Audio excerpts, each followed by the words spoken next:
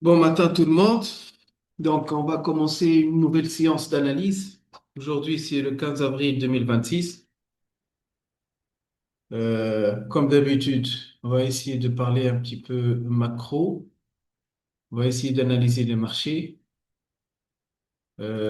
Si on prend ici, bon, je ne sais pas si vous avez entendu, dernièrement, ça parle beaucoup à côté actualité. On ne s'arrête pas de parler de pétrole et son impact, on va dire, sur les marchés. Et Et là, on va parler un petit peu bon, de kérosène. Je ne sais pas si vous suivez un petit peu l'actualité. Dernièrement, ça impacte énormément le cours de kérosène.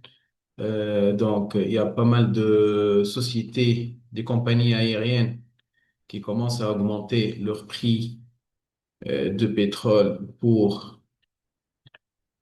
corriger, on va dire, la différence de cotation. Donc, comme vous voyez ici, on parle aussi au niveau kérosène, comme vous le voyez, à un certain moment, le prix fluctue entre 80, 70, 75 dollars, la moyenne. Et les deux dernières semaines, le marché il a piqué à peu près à 140 dollars. Bon, il y a eu une correction là maintenant, mais ça reste, il y a à peu près 30 à 40% de montée par rapport il y a 2 ou 3 semaines, ce qui influence le cours, que ce soit au niveau pétrolier, et ça va influencer aussi.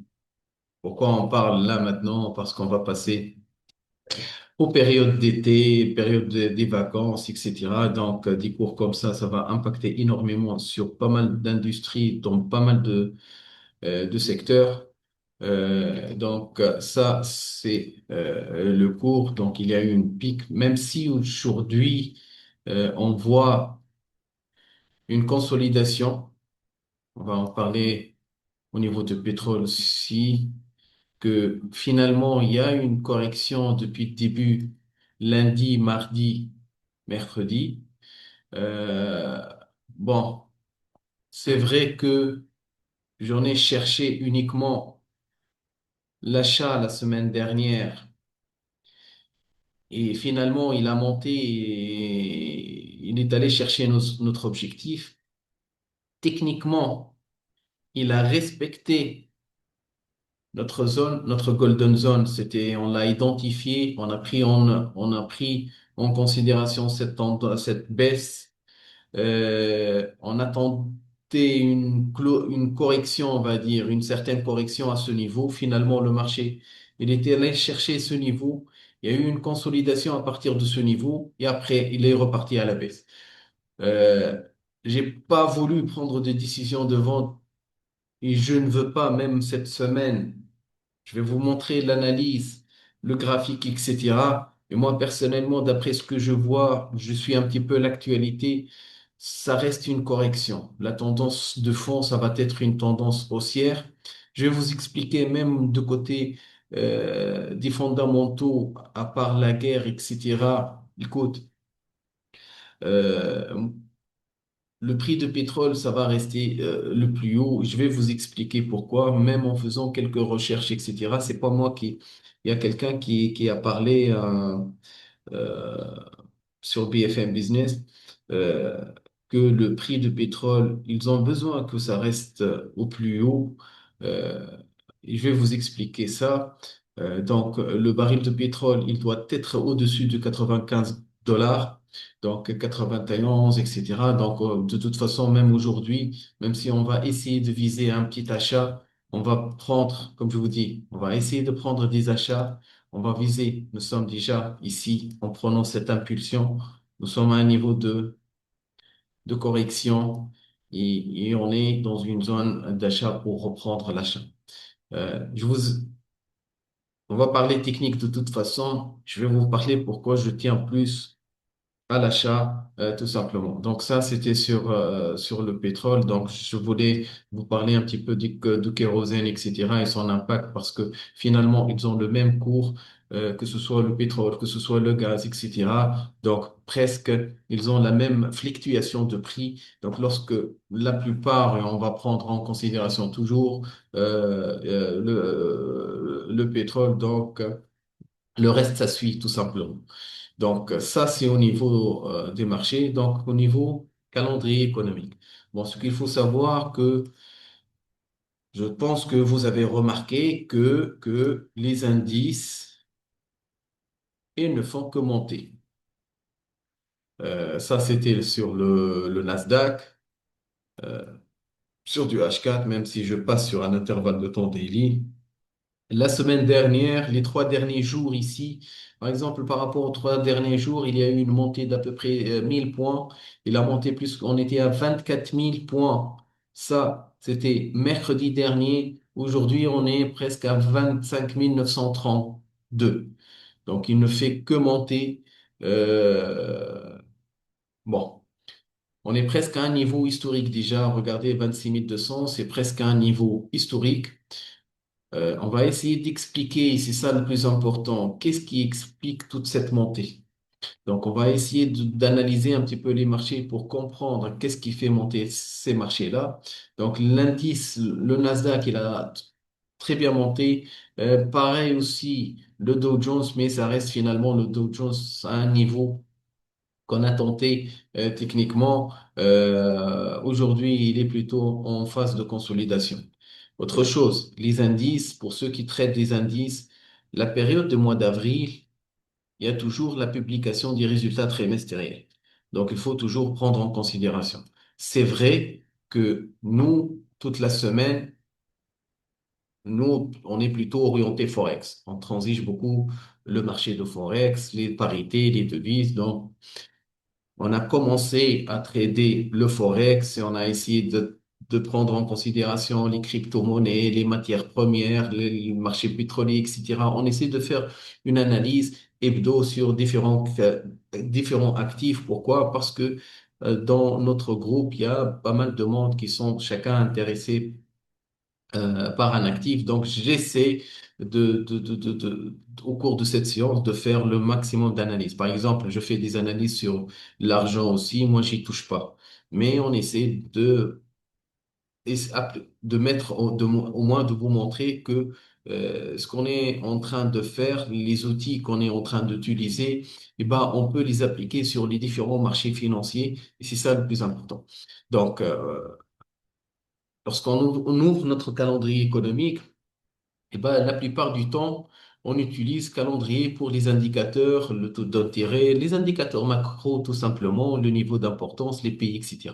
Mais il y a aussi au niveau de calendrier économique, il y a aussi même le calendrier des jours fériés, il y a le calendrier des résultats, les dividendes, les splits aussi, lorsque il y a des divisions des cours, les IPO, les introductions en course, etc. Donc, vu que cette période, c'est la période des publications des résultats, donc je vous conseille vivement d'avoir une idée, de regarder les résultats. Donc, par exemple, et regarde, j'utilise par exemple Investing ici et je vous montre toujours Finviz, ce site-là. Ce site, par exemple, il me permet d'avoir ici, même en regardant ici, je peux voir quelles sont les actions, les titres les plus dominants dans le cours du Nasdaq. Je vois que Google, Apple, Nvidia, Amazon, etc., c'est eux qui dominent, on va dire, le cours. C'est ça leur part par rapport à l'indice. Par contre, le Dow Jones, on voit Nvidia, Apple qui représentent. Donc, lorsque, par exemple, aujourd'hui, il y a les résultats d'Nvidia, automatiquement, je peux vous assurer que ça va influencer énormément le marché. Donc, il ne faut pas le négliger. Pas de support, pas de résistance. Il y a le cours, l'information qui va dominer sur le marché. Donc, il faut prendre en considération. Donc, des périodes, et c'est janvier, mars, janvier, février, mars, avril, il y a les résultats. Avril, mai, juin. Juillet, il y a toujours des... Donc, essayez toujours de ces périodes-là de regarder vos calendriers au niveau des résultats pour voir. Par exemple, aujourd'hui, il n'y a pas grand-chose, mais demain, il y a la publication des résultats de Netflix. Il y a aussi, par exemple, il y a la Bank of New York. Aujourd'hui, il y a Bank of America, je pense. Attends. Voilà. Il y a le résultat de deux banques qui sont c'est important aussi, qui peuvent influencer le cours aujourd'hui. Donc, il faut toujours prendre en considération. Vous pouvez regarder ici au niveau des sociétés, vous pouvez aussi au niveau des importances. de prendre. Moi, je ne sais pas de filtrer, je clique pas sur filtrer, mais vous pouvez filtrer par rapport, par exemple, uniquement les sociétés, par exemple, des États-Unis, Canada, ce que vous voulez. Donc, à partir d'ici, on peut filtrer, on peut même filtrer au niveau d'importance, on peut même filtrer au niveau des secteurs, etc. Donc, vous avez cette possibilité. Donc, on va revenir à notre calendrier économique. Donc, calendrier économique et l'explication de calendrier économique. Bon, cette semaine, comme on a dit, il y a des informations qui viennent d'être publiées, qui sont en train d'être publiées au niveau de secteur. C'est ce qui explique la montée des indices. Et la deuxième chose, c'est que hier, avec je ne sais pas si vous avez remarqué ici, mais il y a le PPI. Bon, le PPI, c'est l'indice de prix à la production. Donc, il mesure, on va dire, cet indicateur. C'est un indicateur qui est assez important. C'est un indicateur qui mesure l'évolution de prix à la production avant consommation.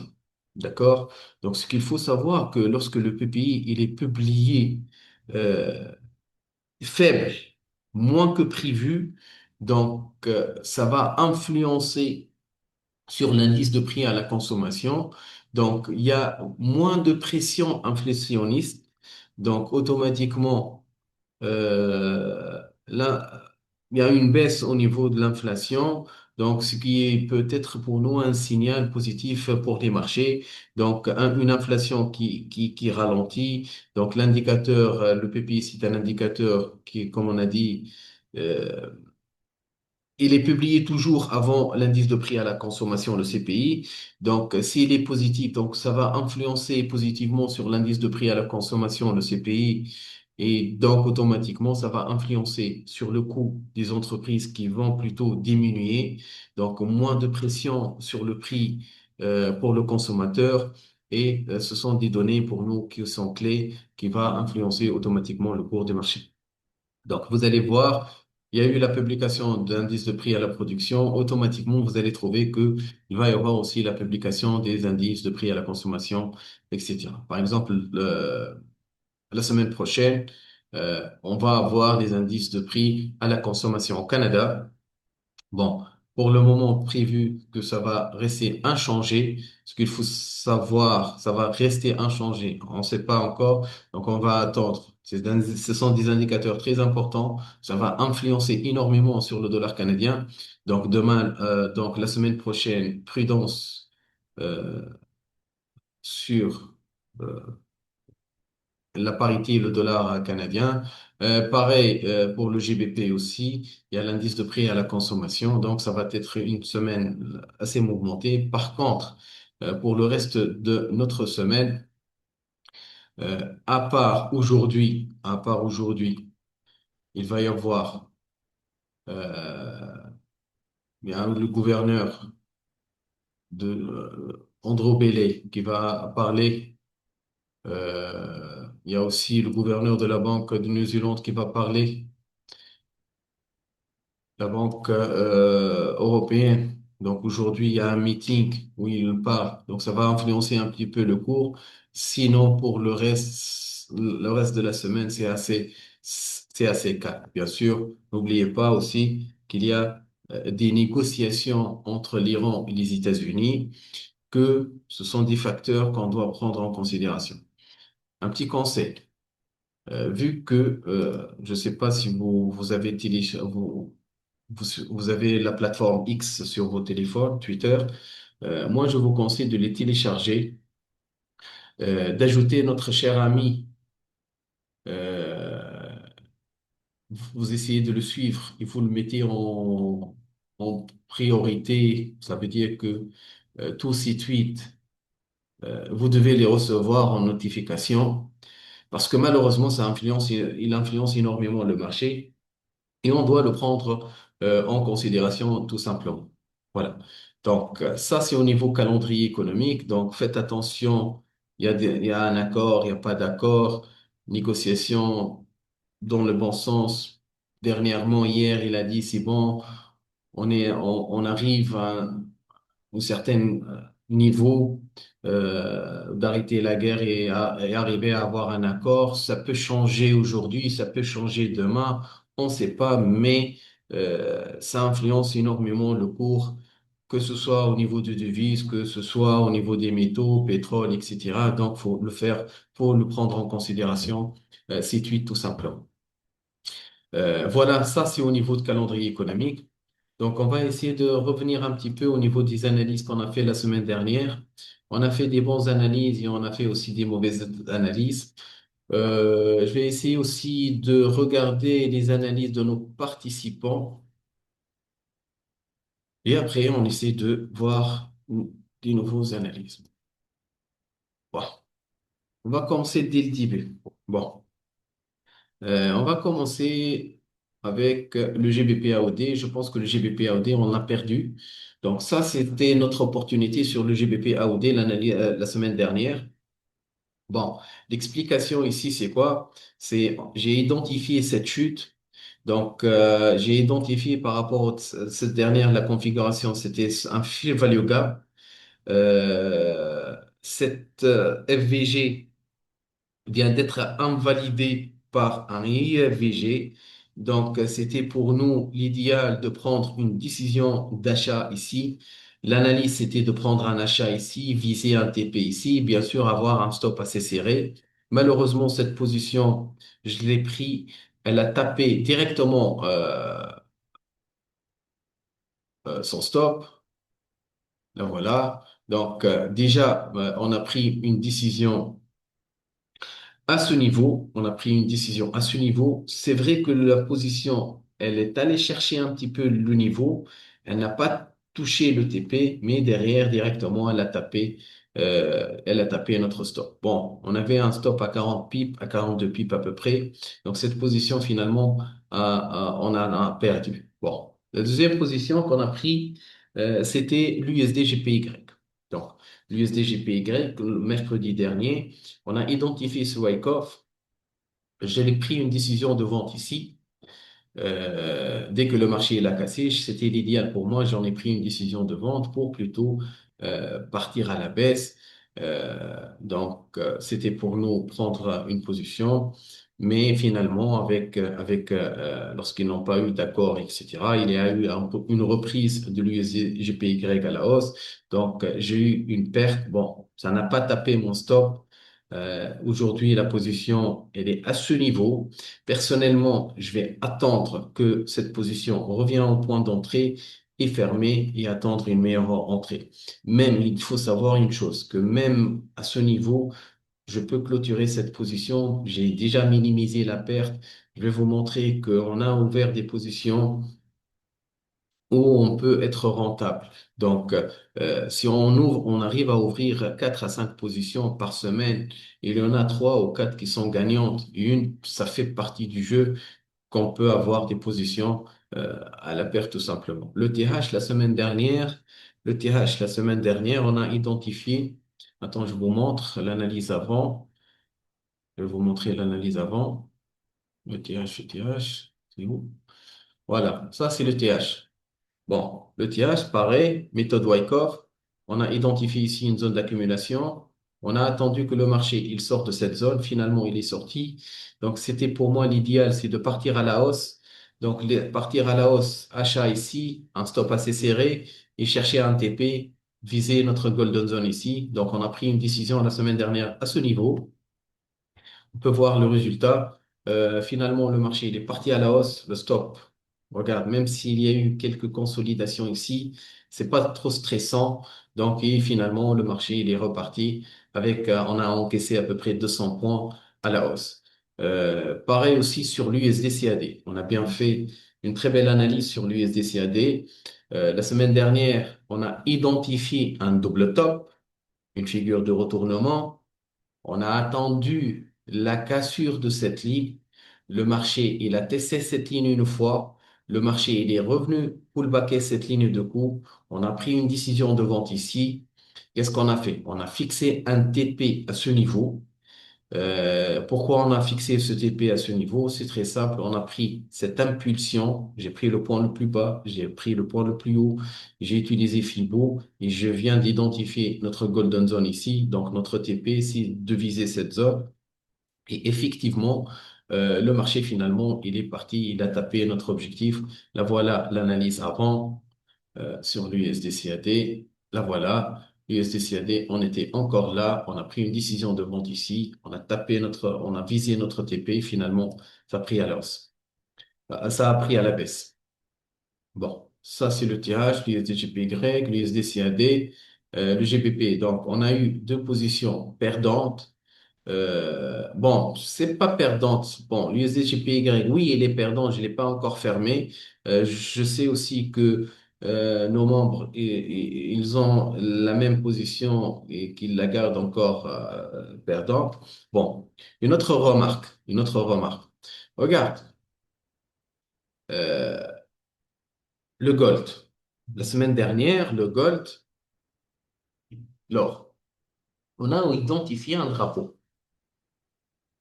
J'ai placé un sell stop. J'ai placé un sell stop. Donc, déjà, le sell stop, c'est un ordre différé. C'est que je mets ce niveau, je le programme pour que le marché, lorsqu'il arrive à ce niveau, automatiquement, ça va s'ouvrir.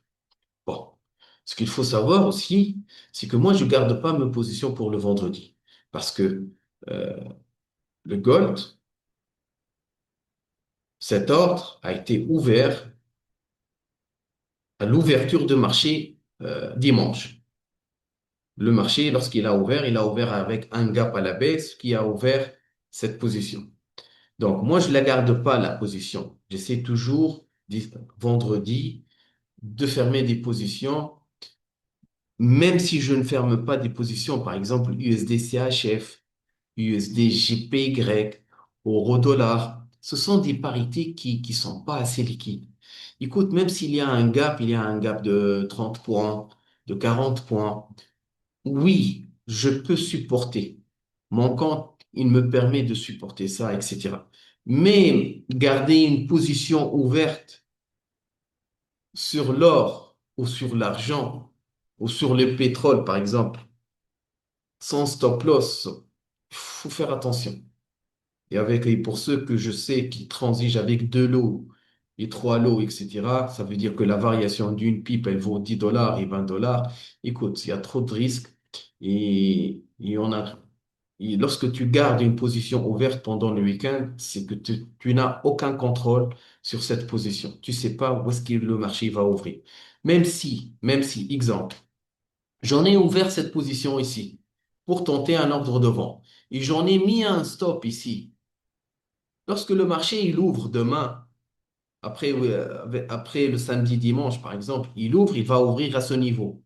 Même si tu mets un stop ici, tu vas subir toute cette perte-là. Donc, c'est un risque, sincèrement, faut pas le prendre. Même si, regarde, les gaps, ça peut être pour nous une arme à double tranchant. Parce que, oui, il y en a qui profitent de cette situation. Le monsieur, il sait que, par exemple, pendant ce week-end, il va y avoir euh, des discours entre l'Iran et les États-Unis. Donc, le monsieur, qu'est-ce qu'il va faire? Et ils savent très bien que pendant cet accord, ils vont essayer d'arrêter, on va dire, de cesser le feu, etc. Donc le monsieur, il sait que le gold, finalement, il va baisser. Donc avant vendredi, avant clôture de marché, il fait exprès, il ouvre un ordre de vente, il va attendre. Il sait très bien que le dimanche, à l'ouverture, il s'attend que le marché, il va ouvrir avec un gap à la baisse. Il va essayer de se profiter de ça. Oui, il y en a des gens qui en profitent, mais c'est trop risqué. Notre but aujourd'hui et au cours de nos séances, c'est d'apprendre à gérer un portefeuille. Donc, apprendre à gérer un portefeuille, on peut pas faire du gambling comme ça, ouvrir une position et anticiper, ça passe ou ça casse ou quelque chose. Non. Donc, on attend, on clôture nos positions, on essaie d'avoir l'ouverture de marché et après on va trader tout simplement. Donc, même si tu vends ici, je parle tu vends ici, tu mets un TP ici. Lorsque le marché il ouvre ici avec un gap à la baisse, et bah, le TP, votre position elle va pas gagner seulement ça, mais vous allez gagner tout ça. Donc oui, on peut aussi en profiter des gaps, mais prudence, tout simplement. Faut avoir peur. Bon, ça c'était l'analyse de pétrole la semaine dernière. Et comme j'ai mentionné au début de notre séance, j'ai voulu uniquement prendre une décision d'achat. J'ai voulu uniquement prendre une décision d'achat. Même si j'ai vu cette tendance, cette accélération de mouvement, donc j'ai plutôt voulu favoriser une correction, prendre une décision d'achat, viser une correction, chercher cette zone comme objectif et attendre que le marché il casse cette zone pour repartir une autre fois à l'achat. Donc notre premier niveau a été touché. Mais finalement, il n'a pas pu casser et il est reparti à la baisse. Bon, comme je vous dis, je ne crois pas au complot, etc. Mais d'après ce que j'ai vu, j'ai fait quelques recherches. Comme je vous dis, j'ai regardé un petit peu. Il y a un expert qui a parlé sur BFM Business au niveau de pétrole, etc. Regarde, en faisant quelques recherches, dont je vous montre, en faisant quelques recherches, j'en ai posé la question. Regarde. Euh, Exemple ici, bon, le coût total de production de pétrole au Venezuela, le coût pour euh, avoir avec les compagnies pétrolières, combien ça coûte pour extraire de pétrole au Venezuela. Ça coûte à peu près $80 par baril. Par contre, au Moyen-Orient, ça coûte à peu près $20. Le baril de pétrole, avant que les États-Unis attaquent le Venezuela, le baril de pétrole, il était à $50, 56, $60. Ça varie entre ces prix-là. Donc, avec les sociétés pétrolières aujourd'hui américaines qui ont aujourd'hui la possibilité d'extraire le pétrole au Venezuela, même s'ils ont l'accès, c'est pas encore rentable pour eux. Pour les prix à $60, $66, c'est pas rentable. C'est à partir de $80 que le prix commence à être rentable. Je n'ai rien fait, j'ai fait des recherches sur Internet. Je suis en train de vous montrer la comparaison. Pourquoi? Parce que ça explique que le pétrole du Moyen-Orient, c'est plus fluide, plus proche de la surface, etc. Par contre, le pétrole, le brut vénézuélien, c'est une sorte de boue qui est visqueuse, qui prend beaucoup euh, et nécessite d'être chauffé, dilué, etc. Donc, ça coûte beaucoup plus d'argent pour l'extraire. Et en plus de ça, faut pas oublier le coût de transport, etc. Donc, on est là pour analyser. Et si on analyse bien ici, eh ben, le baril de pétrole, si demain, ils veulent profiter au maximum de deuxième stock de pétrole au monde, le baril de pétrole, il doit être supérieur à $80 pour que la société doit être rentable. Et on sait très bien que Trump, c'est un homme d'affaires. Donc, ils vont essayer de garder le baril de pétrole, même si je parle au niveau de consommateurs, que ça va faire mal aux consommateurs, que l'inflation, ça va augmenter, etc. Mais je peux vous assurer que actuellement, peut-être que je me trompe, mais actuellement, le baril de pétrole, il va rester au-dessus de 92. Là, maintenant, on va parler technique. Si le marché il revient vers cette zone, il est déjà touché ce niveau, il a touché une fois, il est reparti à la hausse. Il l'a touché une deuxième fois, il est reparti à la hausse. Donc, nous, pour nous, côté analyse, si cette bougie, finalement, daily, elle clôture au-dessus, donc on va repartir à la hausse pour chercher, je vais réduire l'intervalle de temps,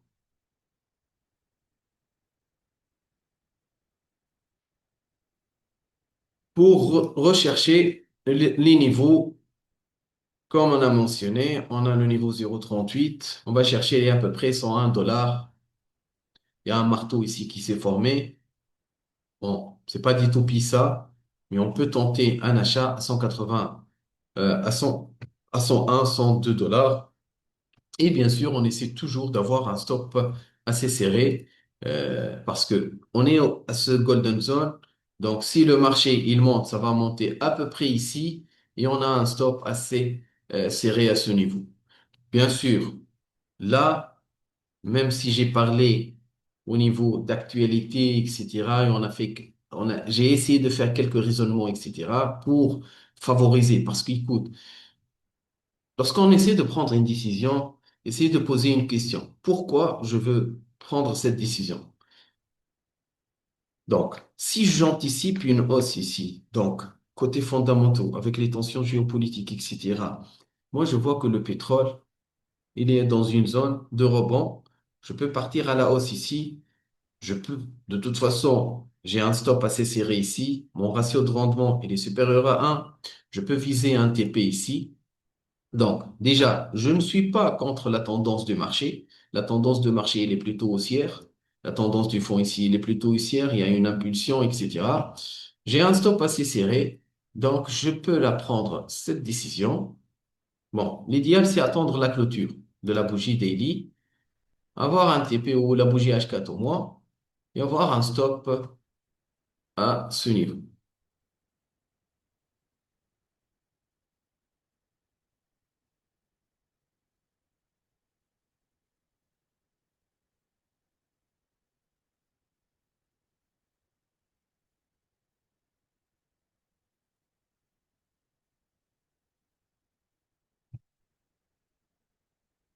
Donc, ça, c'est pour le pétrole. Bon, pour les indices maintenant. On va commencer avec le Nasdaq. Bon, déjà, le Nasdaq, j'allais vous dire, ah, bon, on a raté l'opportunité. Déjà, le marché est là. Il est ouvert, il est parti à la hausse. Bon, qu'est-ce que j'ai identifié ici sur le Nasdaq? Je ne sais pas si vous avez vu, mais ça, c'est un marabouzou.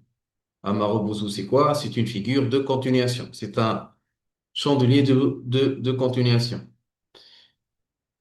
Parce qu'on voit cette configuration, pour moi, c'est un signal de continuation. Bon. À l'ouverture, il est parti en flèche à la hausse. Donc déjà, il y a à peu près 150 points à la hausse. Donc malheureusement, on n'a pas pu profiter, mais c'est pas grave. Donc l'idéal, c'est quoi? Il n'y a aucun signal de retournement pour le moment. Donc même si, lorsqu'on était sur ce triangle, j'ai parlé d'un retournement, d'aller chercher des baisses, etc. C'est plus le cas ici. On essaie de trader ce qu'on voit et ça, c'est plus le cas ici. Mais, regardez ici. On est presque à un niveau de résistance. Et cette résistance, c'est un niveau historique. Donc, même si le marché il est en train de monter, c'est trop risqué pour moi. Parlant en gestion, c'est trop risqué pour moi de mettre un stop au-dessous de mon marabouzou et de chercher un TP à ce niveau. Je ne le ferai pas, c'est trop risqué. Mais par contre, l'idéal pour moi, c'est quoi? C'est d'attendre une correction. Au moins, ça corrige. Autre chose, moi je vois que le marché, ça fait 3 ou 4 jours, il est en train de créer des gaps, des trous de cotation, et que le marché n'est pas en train de les combler. Ici, il y a eu un gap, il ne l'a pas comblé. Ici, il y a un gap que le marché ne l'a pas comblé. Et je peux vous assurer qu'à 80%, le marché est comble les gaps. Donc, il est en plein impulsion à la hausse. OK, il n'y a pas de problème. On va rien faire, on va pas intervenir. On attend que le marché il teste cette zone. Je ne peux pas, même si je vois que le marché il est en train de monter, tant que je n'ai pas profité dès le début, je ne vais pas prendre une décision d'achat ici parce que mon stop, c'est assez éloigné par rapport à mon TP. Donc, c'est trop risqué. Donc, l'idéal pour moi, c'est quoi? C'est attendre le marché. Euh, je vais prendre un seul scénario, le scénario à la baisse. Ben, mon scénario à la baisse, c'est de chercher que le marché invalide cette zone. Et ben, si le marché, il vient à invalider la bougie d'hier, je suis sur un intervalle de temps daily. Si le marché il arrive à invalider cette bougie, ce qu'on appelle un marabouzou, par exemple avec une bougie, exemple comme ça. Quand je change de couleur, bougie rouge. Un avalement englobant, vous pouvez l'appeler. Au moins, il clôture au-dessous de la moitié. Ça veut dire qu'au moins, le marché, il clôture à la moitié ici. Si on arrive à avoir une bougie comme ça, c'est là qu'on peut passer vendeur. Mais tant qu'on est au-dessus de ce niveau, on ne peut pas tenter de vente. Tant qu'on n'est pas au-dessous de ce niveau, on ne peut pas tenter de vente. Au-dessus, je peux acheter, vous voulez profiter de l'achat, attendez une meilleure entrée, avoir un stop assez serré pour chercher, parce que, écoute, n'oubliez pas, nous, on se base sur l'analyse technique. L'analyse technique, c'est on se base sur l'historique. Et ben, nous, on est assez près du niveau historique. Donc, le Nasdaq, il n'a jamais dépassé ces deux niveaux. 61 000, 26 137 à peu près, 180. Donc, nous, on est à 26 000 là maintenant. Donc, viser 100 points, 150 points pour mettre un stop à 300 points, sincèrement, c'est trop risqué. Donc, vous voulez le prendre, OK, il n'y a pas de problème, on peut prendre le risque. Bon, par exemple, si cette bougie, finalement, elle est clôture d'ici la fin de journée verte aussi, la bougie de demain aussi, ça va partir à la hausse. Elle va tenter. Si cette bougie, elle tient d'ici la fin de la journée, dans le verre comme ça. La bougie de demain, ça va être haussière aussi, et elle va tenter le niveau. Si cette bougie, elle tient pas, et finalement, elle clôture dans le rouge, d'ici la fin de la journée, je parle de clôture, je vous parle, c'est très important, on attend la clôture de la bougie pour confirmer. Par contre, si cette bougie, comme j'ai mentionné, elle clôture rouge, mèche, étoile filante, ce on appelle. Pour moi, il peut y avoir une consolidation. Pour le moment, on regarde, on va plutôt parler de consolidation parce que, comme d'habitude, je prends Fibo, je vais prendre Fibo, je vais prendre cette impulsion, je prends ici, et bah, tant qu'on arrive à ce niveau, toute cette baisse, pour moi, c'est une consolidation, c'est une correction. Ça, c'est plus correction. S'il arrive à franchir, là, on va parler d'un retournement. Mais tant qu'il corrige, c'est plutôt correction. Et déjà, regarde, notre golden zone, c'est qu'il va plutôt combler ce gap qu'il n'a pas comblé. Il va chercher ce gap-là aussi, qui va être notre premier objectif. Ça veut dire quoi? Ça veut dire que si on arrive à avoir une bougie comme ça, rouge, qui nous forme chandelier de retournement. Donc, notre premier objectif, c'est d'aller chercher, d'aller combler ce gap, ce trou de cotation ici. Et si le marché, il tient aussi, on va plutôt aller chercher le niveau d'après. On va essayer de passer étape par étape. Pour le moment,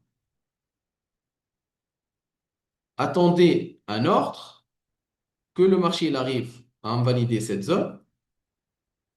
On peut avoir un stop au-dessus du Marabouzou. Bien sûr, si finalement il y a une bougie, je dis bien, il y aura une bougie à la clôture. On peut viser ce niveau, mais comme j'ai dit, n'oubliez pas ce gap. J'en ai deux gaps.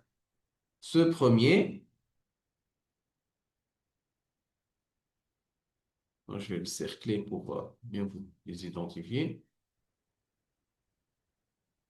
J'en ai ce gap-là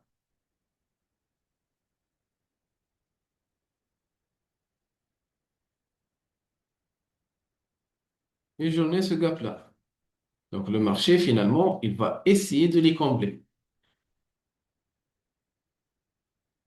Donc je place un sell stop parce que c'est pas encore ça, c'est notre stop loss et ça, c'est notre TP. Bon, pour le Dow Jones, l'analyse, il est mieux finalement. Si vous vous rappelez, on a travaillé pas mal de temps sur ce Wyckoff, sur cette fourchette. Le marché l'a respecté à plusieurs reprises, cette ligne. On a tradé ce spring, cette fausse cassure. On a tradé cette étoile filante. Regardez cette étoile filante que j'attends que ça se forme au niveau du Nasdaq. On a retradé lorsque le marché est revenu tester. On a pris une décision ici lorsque le marché il est finalement sorti de notre fourchette. On a bien profité de cette baisse. Et bah, là, qu'est-ce qu'il vient de faire le marché? Il est revenu et cette fois-ci, il est en train de tenter cette ligne de support. Il est en train de finalement pullbacker cette zone. Donc, il voit ça en tant que ligne de résistance. L'idéal, c'est d'attendre la clôture et comme j'ai mentionné, chercher une baisse. Même en utilisant Fibo, j'en ai pris pour savoir cette correction parce que je parle encore cette tendance.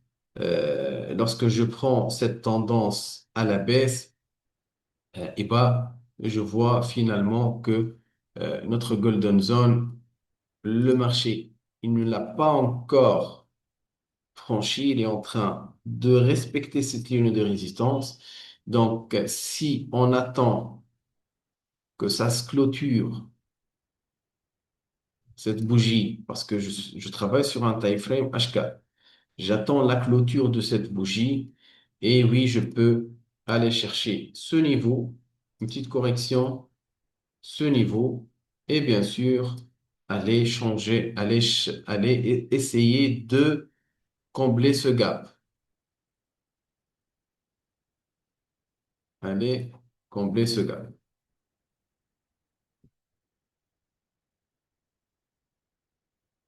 Donc, il vaut mieux attendre la clôture.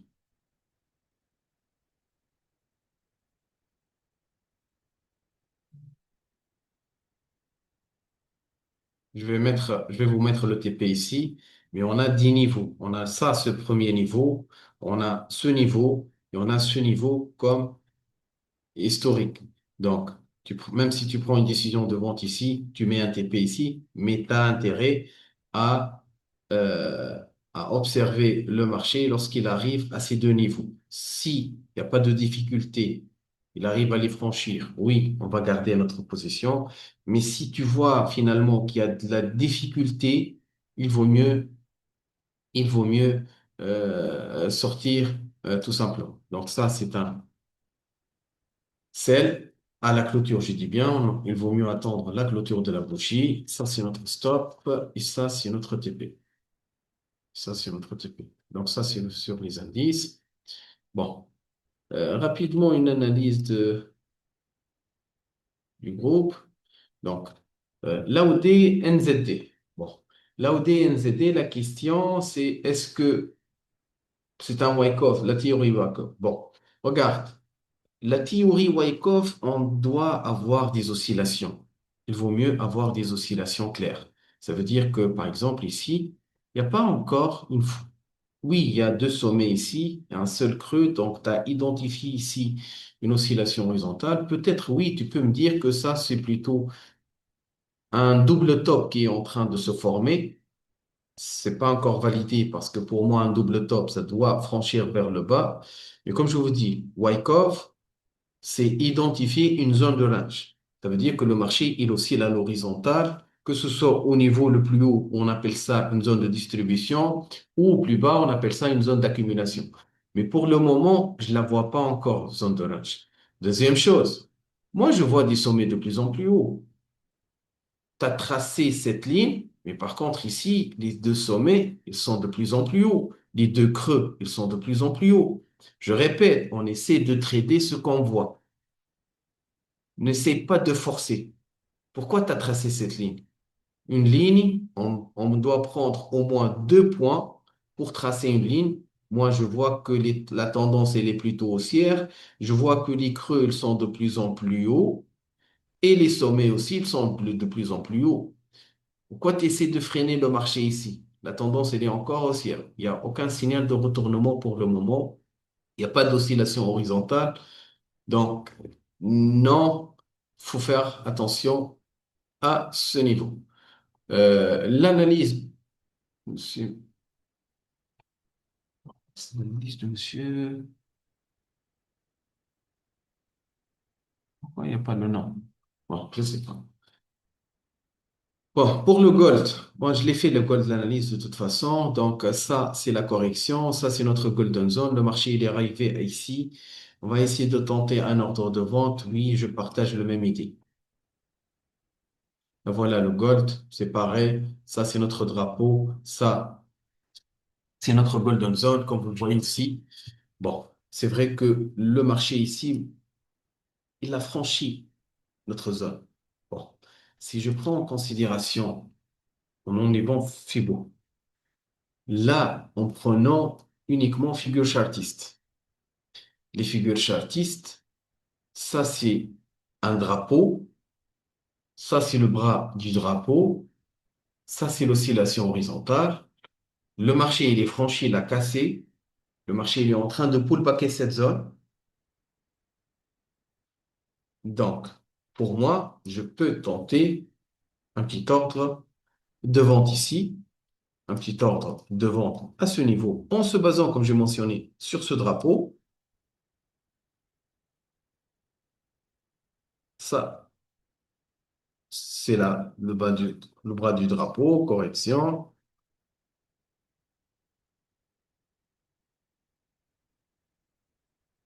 Ça peut partir comme ça. Ça, c'est notre drapeau. Bon, si on a juste un petit peu pour Fibo, bon, j'en ai pris ce bras-là, ici. J'essaie de prendre ce niveau. Je vois que finalement, notre golden zone ici, il est plutôt respecté. Donc, on peut avoir une petite position à la vente ici, un stop à ce niveau.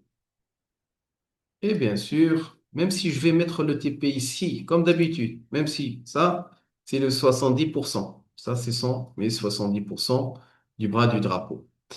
C'est pas en une journée il va faire ça. Donc, même si je mets le TP pour ceux qui veulent profiter de garder la position sur une semaine ou deux, mais pour ceux qui veulent profiter, ces deux premiers niveaux. Lorsque je vais mettre ce niveau, ce premier niveau, on peut les atteindre d'ici vendredi. Comme ça, on est plus tranquille. Comme ça, vendredi, on ferme nos positions. On est tranquille le week-end. Mais si vous voulez la garder, la position, oui, vous pouvez la garder. Mais si vous voulez garder des positions, réduisez les lots. Parce que regardez ici, un TP ici, il est à 1000 points. Donc, par contre, si on met un TP ici, on est à peu près à 100 points, à peu près. Donc, on peut chercher les 100 points en une journée, 2 journées avec un stop à 120 points. Donc, ça va. Donc, ça, c'est mon ordre de vente. J'attends la clôture. J'essaie d'attendre la clôture. Je vais mettre le TP ici, mais n'oubliez pas ce premier niveau et ce deuxième niveau. Je vais les identifier de toute façon.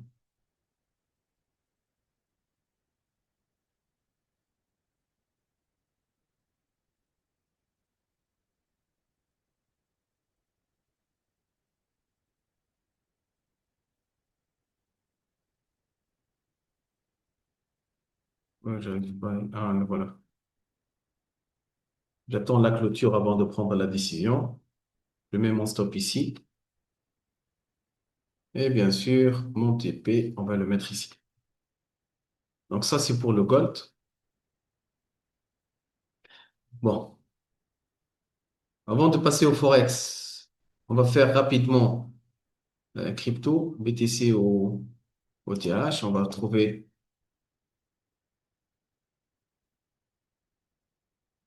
bon, déjà, si on visualise un petit peu, la même configuration qu'on vient de faire sur le gold, on la voit aussi sur la crypto-monnaie, le TH.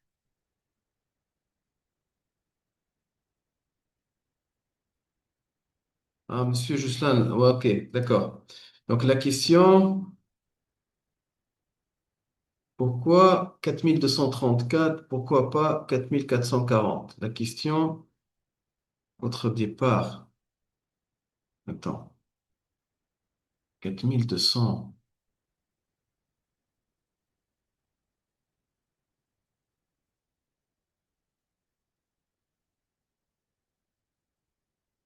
attends, j'ai pas compris votre question. Déjà, 4200, mon départ, j'ai commencé le départ à 5200, pas 4000.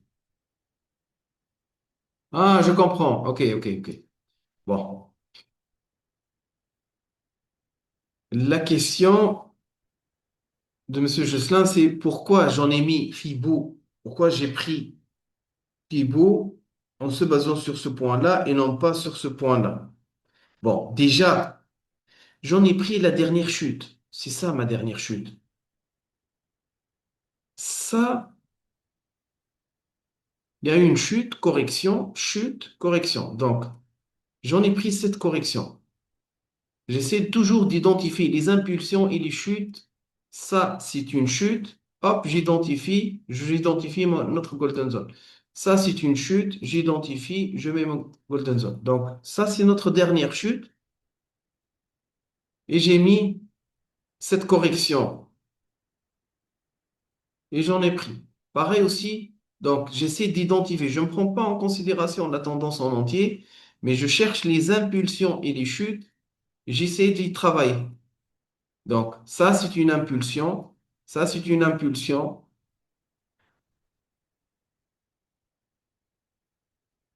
Donc, d'accord? Donc, ça, c'est... Voilà. Euh, Où est-ce que j'étais? Ah, le TH. Le TH, le TH, le TH. Donc, le TH, sur un intervalle de temps D, j'ai un drapeau. Pareil, regarde ici. Pourquoi j'en ai pas mis Fibo à ce niveau? Je l'ai mis plutôt à ce niveau. Parce que c'est ça la dernière chute. Parce que ici, ça fait partie de la correction. Donc, et c'est là qu'il y a eu une accélération de mouvement. Donc, j'essaie de chercher les accélérations, que ce soit à la hausse, que ce soit à la baisse, de prendre les fibos et de les identifier. Donc, ici, par exemple, qu'est-ce qu'on voit? Nous sommes sur une tendance baissière. Je vois que le marché, il arrive à cette golden zone une fois, il a respecté, il est descendu. Aujourd'hui, il est revenu, il est en train de tester cette zone une deuxième fois. Donc, je peux prendre une décision de vente ici, avoir un stop assez serré au niveau de notre golden zone et chercher comme premier niveau ce niveau pour chercher l'accumulation, mais bien sûr prendre une décision. Vérifier cette ligne, ce niveau. Si le marché il le respecte, OK, on peut profiter. Si le marché finalement il franchit ce niveau 38, on peut garder notre position tout simplement à l'avant. Donc, on a une opportunité de vente ici, un petit stop ici, et bien sûr, un TP à ce niveau. Donc, ça, c'est un petit sell stop ici. Et bien sûr, notre TP, ça peut être à ce niveau.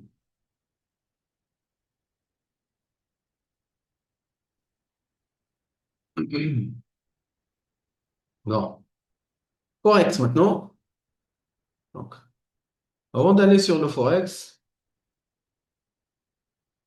on va commencer avec... j'arrive pas à l'enlever ça. Ah. Bon,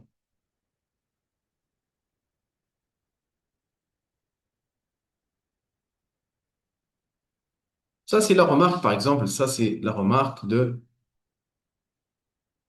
Monsieur, Monsieur MTS. Ça c'est un Wyckoff. On la voit, l'oscillation horizontale.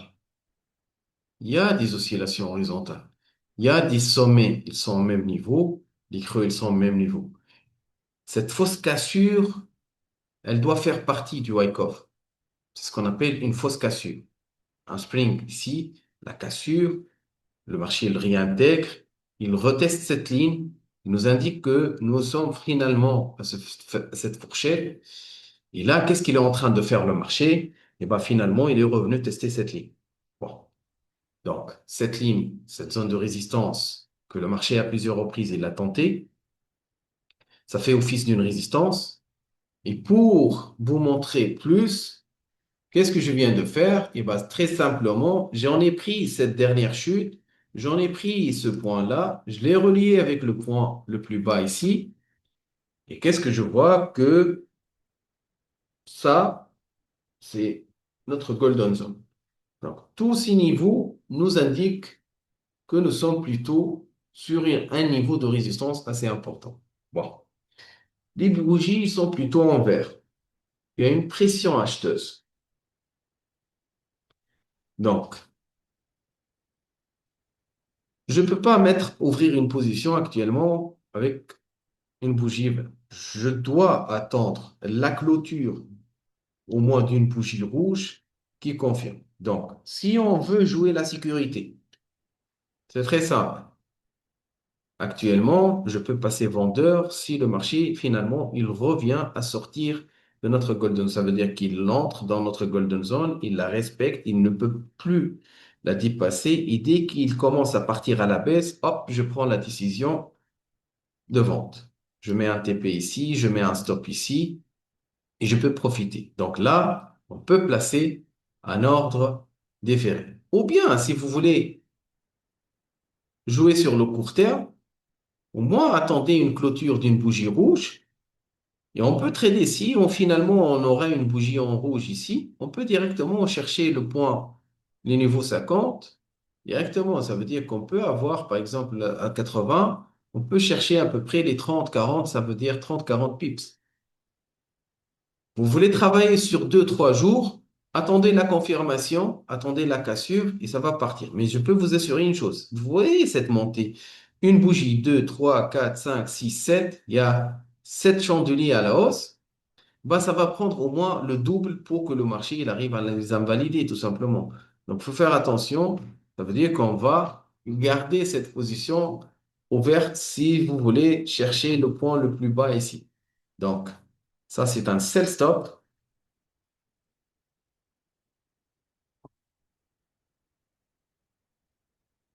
Notre stop loss ici.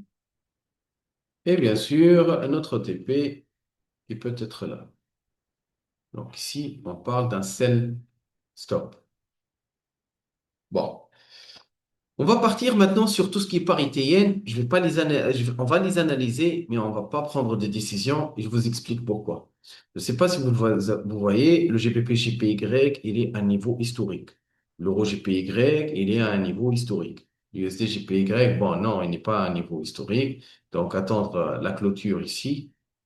Et c'est ça l'idéal. Regarde, lorsque je vois que le GBP/JPY, il est à un niveau historique, que l'euro JPY aussi, il est en train de monter. Mais par contre, parmi tous les parités, c'est le USD JPY qui tient encore. Même si il a monté un petit peu, mais ça résiste. Il est en train de résister. D'accord? Donc, si ces parités, finalement, ils vont repartir à la baisse, je pense que l'USD JPY, ça va aussi partir à la baisse. Donc, notre scénario de vente, même si ça ne répond pas actuellement, on peut lui donner une autre chance. On ferme la position, on essaie de voir, ça veut dire observer les autres parités. Si finalement un petit chandelier, par exemple comme le AOD GPY ici, La ODGPY, ici, nous sommes sur une tendance haussière, on arrive à un certain niveau. Sur le daily aussi, pareil. Mais ici, lorsque je mets sur, j'ai réduit l'intervalle de temps pour essayer de prendre des décisions. Je vois ici qu'il y a une divergence qui est en train de se former, mais je vois des bougies plutôt vertes. Regardez, c'est quoi une divergence? C'est que on voit une divergence. Regarde les sommets ici. Graphiquement, ils sont de plus en plus hauts. Par contre, au niveau indicateur, ils sont de plus en plus bas. Donc, on parle ici d'une divergence baissière. C'est le premier signal, on va dire, qu'il peut y avoir un retournement. On va entrer plus en détail ici et on essaie au moins. Donc, mathématiquement, on commence à avoir des signaux de retournement. Maintenant, avec les chandeliers ici, au moins, attendez étoile filante, euh, avalement à la baisse. Je ne sais pas. Une configuration de retournement qui nous indique que ça va partir à la baisse. Donc là, maintenant, on n'a aucun signal de retournement. Si cette bougie, elle clôture, exemple, au moins si cette bougie, elle clôture, j'en ai un FVG ici, par exemple, et bah, finalement, si ce FVG, le marché, il l'invalide, oui, on peut passer vendeur. Mais comme je vous dis, j'essaie de trouver une explication. Le marché, il est plutôt à la hausse, mais je ne peux pas tenter une vente tant que je n'ai pas de signal. Le signal, soit avoir une configuration, une figure chartiste, un chandelier de retournement étoile filante, avalement à la baisse, etc.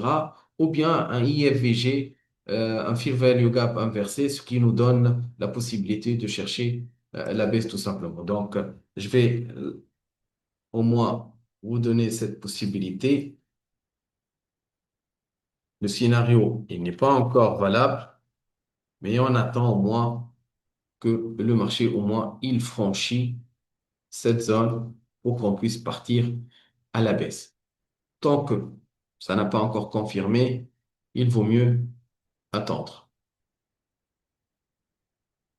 Un petit stop à ce niveau et bien sûr aller chercher ce niveau comme objectif.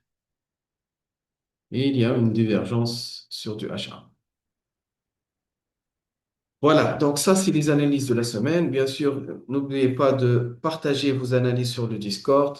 Dans la partie questions, vous pouvez poser vos questions et tout. Je serai ravi de vous répondre et à la semaine prochaine. Merci. Ciao, ciao.